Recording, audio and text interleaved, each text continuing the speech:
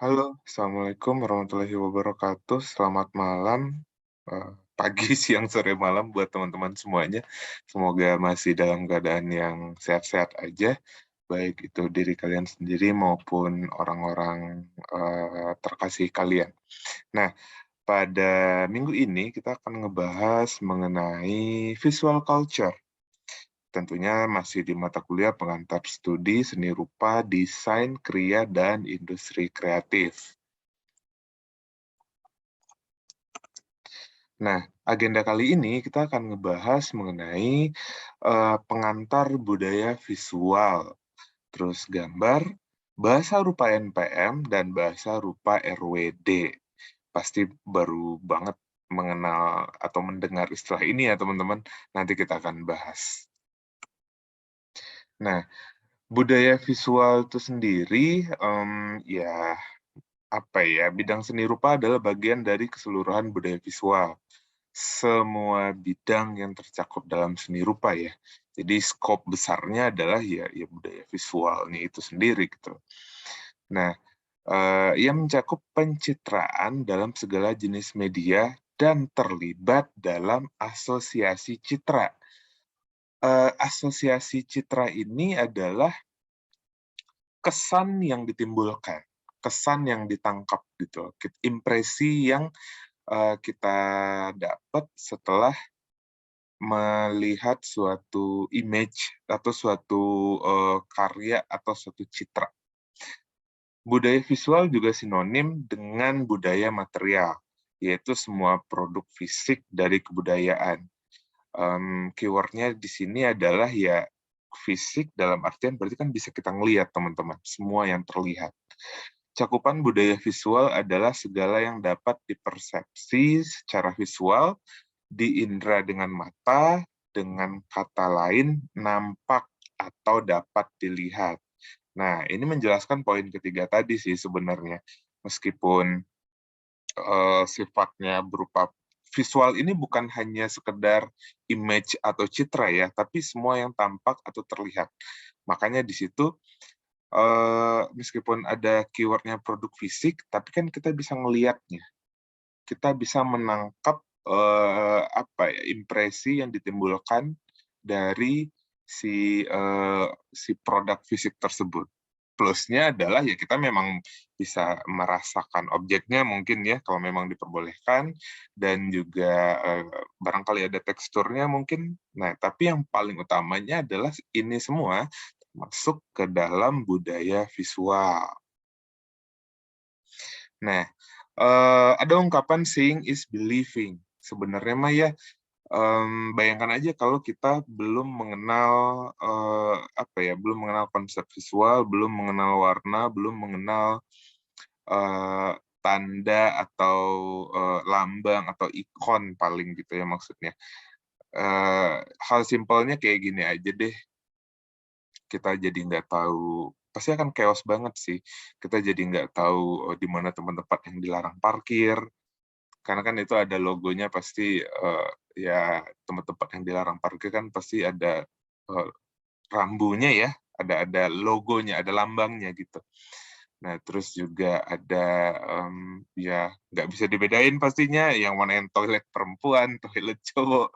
Aduh, saya mah contohnya begitu. Mohon maaf ya teman-teman. Tapi nangkep ya poin saya ya, karena, eee, yang apa ya, yang logo atau sebuah sebuah, identitas visual, budaya visual itu menjadi penanda awal bagi kita dalam membedakan sesuatu, kurang lebih seperti itu. Jadi ketika, ada yang naruh, ikon cowok nih di itu sebagai penanda toilet cowok misalkan ya, terus ada yang naruh ikon ikon cewek, "Oh ini sebelah sini toilet ceweknya." Ini mungkin ini yang dimaksud dengan, salah satu contoh seeing is believing. Jadi ya kita, secara secara tidak sadar ya kita percaya jadinya, oh toilet cowok di sini, toilet cewek di sebelah sini, gitu loh maksudnya teman-teman, kurang lebih.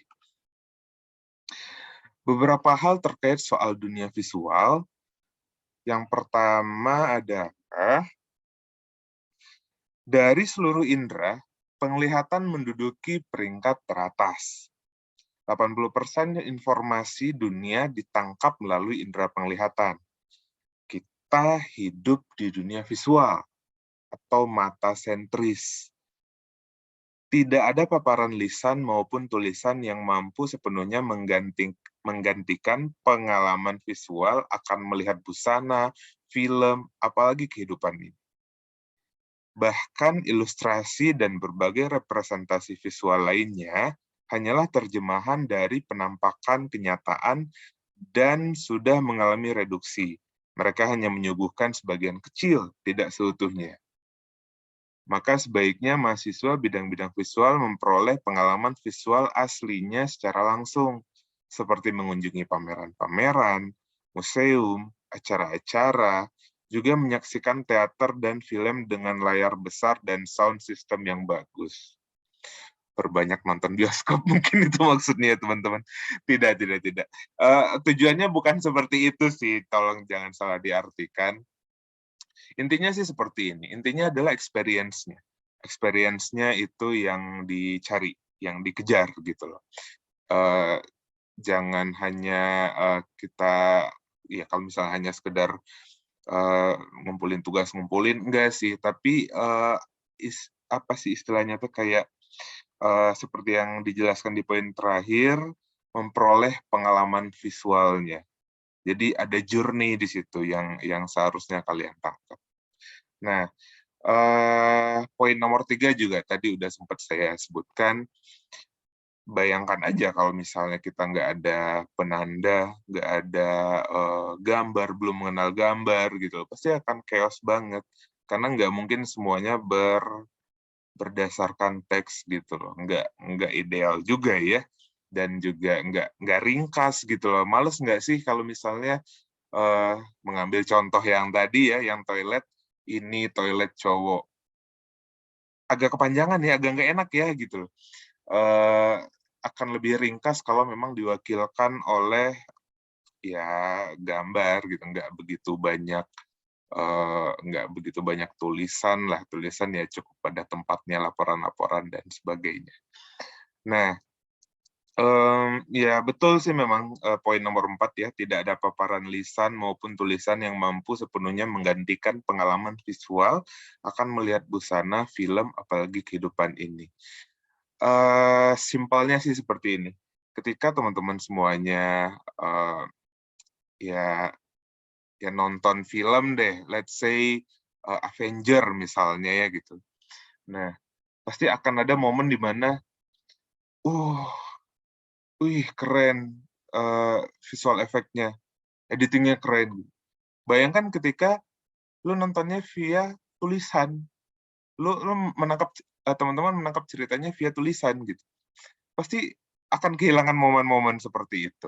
Nah, itu yang dimaksud dengan yang ini teman-teman, dengan mata sentris, terus juga journey yang tadi ya, journey yang tadi.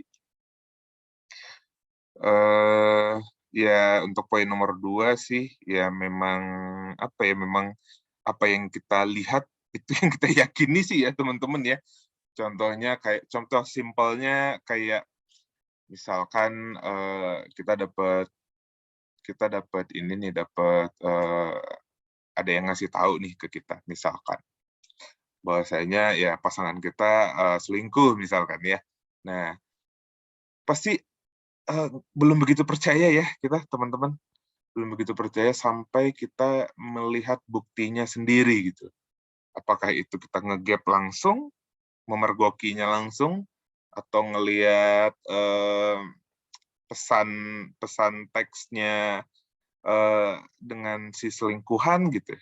Nah, poinnya adalah ya memang apa yang kita lihat itu yang kita percayai. Seeing is believing. Itu sih ya, poin yang dimaksud di penjelasan yang ini. Nah, ini juga tadi udah sempat saya sebutkan. Ya pernah nggak sih ke museum atau pergelaran seni atau ya apa ya tempat ibadah mungkin ya, pastilah menyimpan, ya kalau misalkan ini ya, kalau misalkan di masjid tempat ibadahnya teman-teman yang beragama Islam, kan ada tuh kaligrafi gitu. Kadang ada juga yang bagian kubahnya, bagian langit-langitnya teman-teman itu dicat gitu, di gambar-gambar mural atau apapun lah. Nah, itu yang dimaksud dengan pengalamannya, journey-nya. Terus juga untuk yang apa ya, untuk yang di sebelah kanan ini ya, ketika teknologi 3 dimensi zaman dulu, saya juga kurang begitu mengetahui nih apakah teman-teman relate apa enggak nomor dengan contoh yang di sebelah kanan slide ini. Jadi ceritanya zaman dulu itu ya nggak dulu banget sih, tahun 2000-an lah kalau nggak salah. Jadi ada namanya kacamata 3 dimensi. Bentuknya persis seperti ini. Nah ini konon katanya, konon katanya ini teh kalau kita nonton film pakai kacamata ini, ya seolah-olah gambarnya teh 3D gitu. Jadi ketika di layar kaca biasa ada tangan misalnya, tangan yang reaching out gitu misalnya, nah seolah-olah itu benar-benar hampir ngegapai muka kita gitu. Nah jadi konsepnya sih seperti itu. Cuman mungkin kalau untuk sekarang di bioskop-bioskop masih ada ya, masih ada yang 3D film seperti ini. Kalau dulu sih ada yang menerapkan di sinetron malah. Sinetron dan memang dijual-jual gitu aja sih. Cuman sih saya pas waktu nyoba kayak nggak ngerasain apa-apa, nggak tahu deh, apakah yang dijual yang abal-abal atau gimana saya juga kurang tahu. Cuman konsepnya sih seperti itu. Karena ya mata sentris tadi, mata adalah sumber di mana apa yang kita percayai masuk di sana gitu, informasi yang kita percayai. Jadi segala-galanya memang mata sentris gitu. Jadi ini adalah salah satu eksplorasi lah ya dalam budaya visual tadi. Nah, masuk ke gambar. Gambar adalah visualisasi dari bentuk dan pikiran orang. Pepatah Tiongkok mengatakan, a picture is worth 1,000 words. Ya gambar itu berbicara sih, syarat makna gitu. Mungkin kalau teman-teman tahu, ya makanya mural-mural banyak yang mengandung, kita nggak usah perhatiin teks dalam mural deh, tapi gambarnya itu berbicara gitu. Sempat juga masuk berita kan yang mural-mural, terutama kritikan-kritikan gitulah. Nah, sebuah gambar mengandung makna tersirat.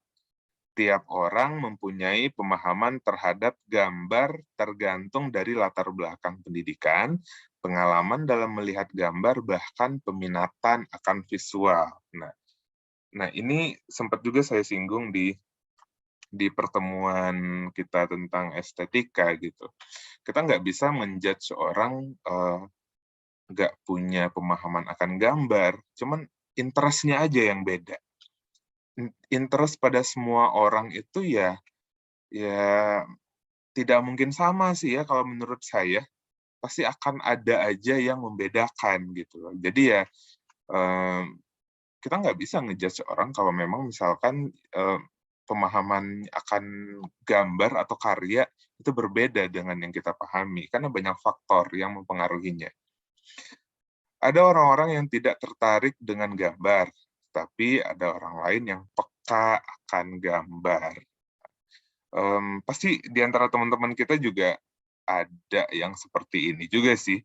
Kalau ngelihat gambar itu kayak apa ya, ngelihat gambar mural atau apapun ya teman-teman, itu kayak detail banget satu persatu. Wah beneran melihatnya secara keseluruhan. Tapi ada juga ya mungkin salah satu teman kita ya gitu. Setiap orang punya teman yang seperti itu juga sih. Ya ngelihat gambar, ngelihat mural, udah cuman gitu aja gitu, cuman selewat. Ya memang ya mungkin tipenya juga yang seperti itu ya. Ya balik lagi, interest orang mah beda-beda. Nah, terus Seni sebagai representasi visual berbeda dengan yang nampak alamiah. Seni bersifat sengaja, adanya komunikasi tersandi dan merepresentasikan sesuatu yang lain, yang tidak ada atau imajinatif, atau yang akan dibuat atau rencana. Seni tidaklah menghasilkan yang nampak, tapi membuatnya lebih kelihatan. Sampai sini paham ya teman-teman semuanya? Nah, masuk nih ke gambar dan bahasa rupa. Seni salah satu tujuannya adalah meraih kemiripan sepersis mungkin. Baik itu imitasi atau peniruan ya bahasanya. Kemampuan meniru secara real atau realistis memperhatikan keahlian atau kehandalan dari si makersnya, dari si pembuat karyanya. Objek seni yang diwujudkan mengikuti prinsip imitasi ini disebut dengan penggambaran fisioplastis, sesuai dengan apa yang nampak atau ditangkap mata. Sangat logis, rasional. Nah, mungkin yang dimaksud fisioplastis di sini yang real mungkin ya, yang sifatnya kayak mencakup tekstur, bentuk, warna, garis, pokoknya semua elemen yang bersifat visual. Nah, jadi fisioplastis ini yang merupakan faktor fisik dari seni lukis itu sendiri, yang menyangkut ya masalah-masalah teknis seperti yang tadi saya sebutkan. Makanya ya banyak banget banyak banget yang objek-objek yang fisioplastis ini yang sangat-sangat real bentukannya. Nah, bahasa rupa NPM. Sistem bahasa rupa barat yang fisioplastis itu disebut juga NPM. Naturalis, menggambar apa yang dilihat sealamiah dan senyata mungkin. Perspektif ini mungkin kalau kalian pernah atau sedang belajar ya, itu ilusi kedalaman atau dimensi. Terus moment of none, itu hanya terjadi sesaat, klik gitu. Sistem bahasa rupa barat ini sudah terbudayakan sejak Renaissance, menjadi lumrah dan menjadi kiblat dunia hingga masa kini, dianggap mencerminkan intelektualitas dan rasional. Karena manusia kan pasti berpikir, teman-teman. Berpikir ya, kalau misalkan pohon, ya pasti ada tekstur kulit pohonnya kan. Terus juga daun, ya pasti ada ruas-ruas daunnya. Nah, jadi rasionalnya di situ.